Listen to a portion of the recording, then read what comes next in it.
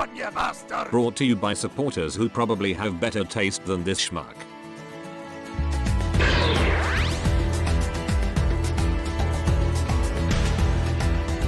I've complained about Earthrise consistently. It's kind of become a running joke on this channel. I mean, there's a lot to talk about. Every single release has something interesting to discuss. The line is a prime candidate for script farming. Honestly, I have to pull myself away from it. Yeah, I know my mates are gonna complain that I'm discussing Earthrise in a negative light again, but honestly, f you. I can do whatever I want because it's my channel, and today, I'm gonna discuss why the Battlemasters failed in this regard. The Siege Battlemasters weren't the best thing on the planet, but they were at least creative. The Target Masters, sure, they were pretty samey, but they were at least designed pretty well. And the more creative ones had some incredibly unique transformations, something that I'd like to see more in that kind of size class. But of course that size class doesn't exist anymore, it's just the cores now. Which is fine, I suppose, it's fine. Still, after you've done most of the Target Masters, how do you adapt that for Earthrise? Well, you have the combat system in Siege, so what is the system with Earthrise? The airlock system. Right, so you'll have transformers that turn into ramps, and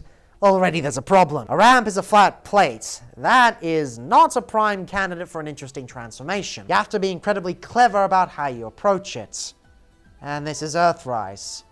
So of course you can fucking tell what they did. So throughout Earthrise, these three were the only new Battlemasters we got. They re-released a lot from Siege, and they did mostly well because the ones they re-released from Siege were stocked in such limited quantities. But these three, well, they sat on shelves for God knows how long. But even ignoring the shelf warming, this is the first problem. They did not commit to this at all. You can see we've got 1, 2, 3, and that's it. That's less than one new Battlemaster per wave. They just really didn't have any hope in this line at all. But that's okay if these things actually look okay, right? Well, kinda. The first one, Sound Barrier, does have some really good detail on the top, with the kind of arrowed aesthetic that actually goes in the complete opposite direction of the thrusters, because they've got thrusters on a ramp there, which I don't think makes much sense, but I guess they're doing what they're doing. This also works as a quote-unquote shield, but it doesn't do it very well. It's supposed to be a ramp. I've got mainly two problems with this. The first is the giant robot on the bottom. Now, having a robot on the bottom is fine, but a couple of things here. One, no transformation at all. Even most jet formers fold up in some capacity. And even then, that's a jet former. This is literally a plank. You can literally have a square robot that folds out into a ramp and it can work fine. But they didn't do that. They literally just plonks that on the back there. Secondly, is because of the robot on the back there, this does not sit flush against the ground. It is always at an angle. This was a deal breaker for most people I knew. They wanted to buy a bunch of ramps so they could have huge base modes, but because these don't sit flush, you couldn't connect them in solid ways. It was better to just buy a bunch of weaponizers and use those ramps for it, or just go for a third-party 3D printed ramp. And third is the clear plastic, but that makes more sense here with Slitherfang. Slitherfang was the second one we got, and this one fares a little bit better because they've got a nice little tread section on the bottom, so it does make a bit more sense, like the ramps are rolling out to actually connect to things. The top is painted much more haphazardly, and the detail doesn't really make much sense, but in this purple, it kind of gets away with it. But there is one small problem. The clear plastic. If you take a closer look at the clip here, you'll notice that it has cracked from pegging it into the other ramps. And that's the main issue with the clear plastic. Again, I don't typically have as much of an issue with clear plastic as most reviewers, but this application is just stupid. These are supposed to connect and disconnect and reconnect over and over again, and clear plastic does not work for that. You need solid, opaque plastic. But no, they had to make this clear so that it looked cool, and oh, it's a shield, it doesn't matter already. No, it matters. Don't use clear plastic for bits that connects like this. It's the same reason why I'm so concerned about the Legacy combining weapons. Clear plastic on those things? Oh god. It's a recipe for disaster. Now, admittedly, those kinds of complaints are lessened on Double Crosser, not to be confused with Double Cross. The red plastic with the details shining in from underneath it does look really nice, and yes, it is a bit minimal with the paint, but it does a good job. And because it's a crossroads and things kind of connect to it from all angles, the rough bottom isn't as bad, but you still do get a bunch of issues with the robot mode later, so I'll get to those later. But overall, not impressed in the slightest right off the bat. They clearly haven't put in the efforts from the get-go. They had ideas that superseded the practicality of the situation, and as such, yeah, I can see why they failed just from this, pretty much. But of course, here are some size comparisons for all that stuff if you're into it. Here they are next to a standard Legion figure, a standard Core Class figure, a standard War for Cybertron Micromaster, and crumbs. And for dimensions, Sound Barrier is 5 centimeters by 6.5 centimeters. Slitherfang is 4.5 4.7 centimeters by, again, 6.5 centimeters. And double crosser is 5 centimeters by, you guessed it, 6.5 centimeters. So at least they're consistent in terms of their length, so you can line them up pretty easily. It's like the one thing these things do right. Now for transformations, sound barriers stinks. It's literally just fold this section up by untabbing it from the legs, and that's basically it. The arms untab too, but really, that's your lot. That is a really bad transformation. It's comparable to Universe Silverbolts, but at least that turned into something. This is just a plank. You can do literally anything since it's basically a shape. You're not confined by the limitations of the engineering. It's open season, but nope, they had to take the most standard approach. Slitherfang, though, actually has some interesting ideas. This back section rotates from that, kind of just sits back there, and then the top section rotates down, and the head rotates out of that. So nothing too crazy, but at least it does something. And at least it works for the aesthetic. Double crosses back to the same old shit though. You undo the arms and rotate them around and they're out like that. You untab the legs and rotate this around and that's basically it. It's a giant backpack former with the entire ramp on his butt. Fantastic. Yeah, these stink.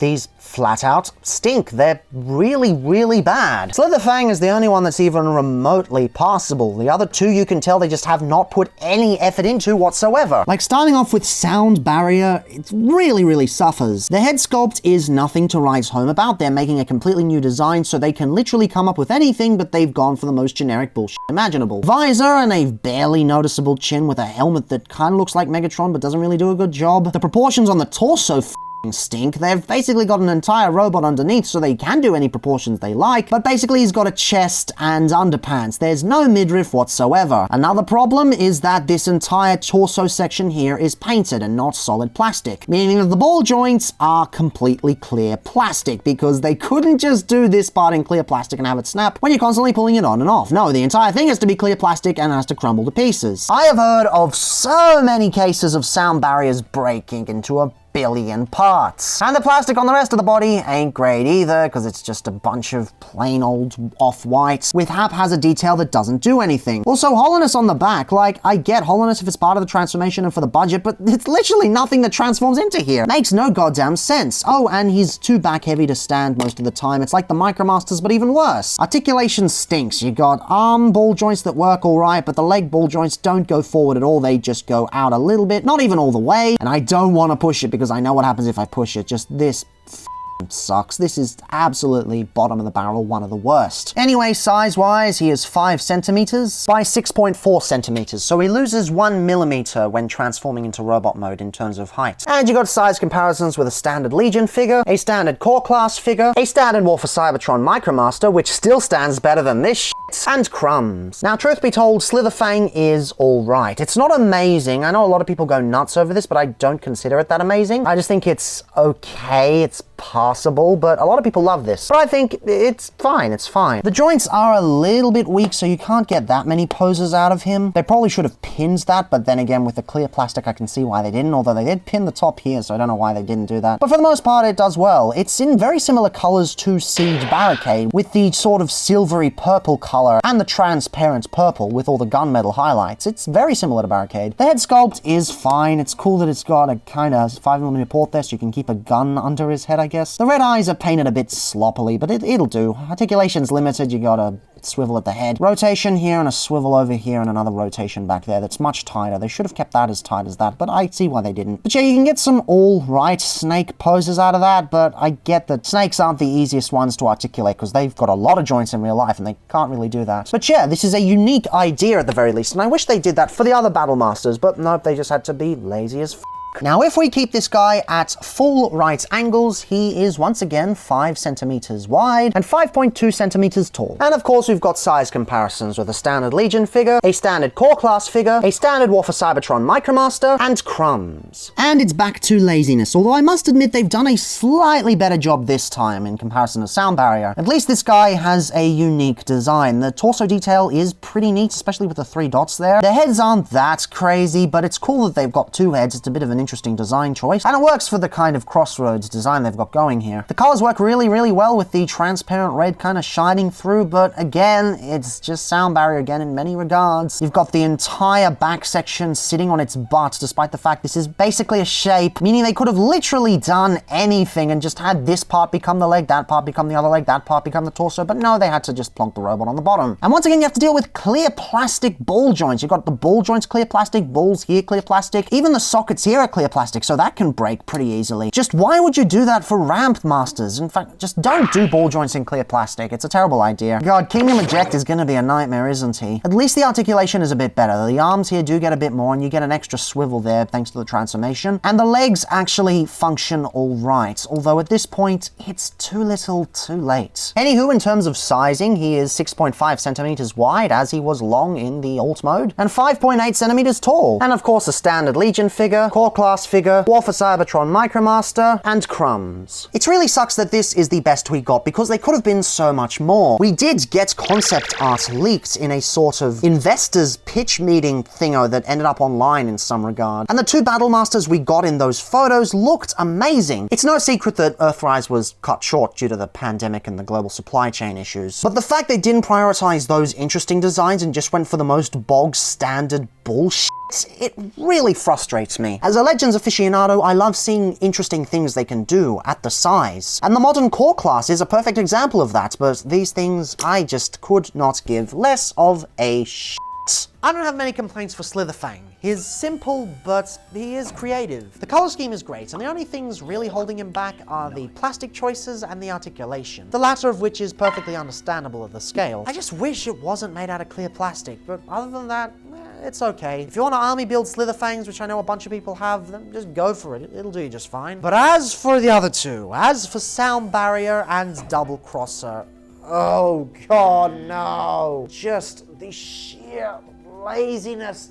Jesus Christ. If the Cyberverse Scout class was lazy in concept, the Earthrise Ramp Masters were lazy in execution. Just the fact that they thought slapping the entire robot on the bottom was an acceptable form of transformation, it begs belief that they thought that was okay. Just seriously, holy shit.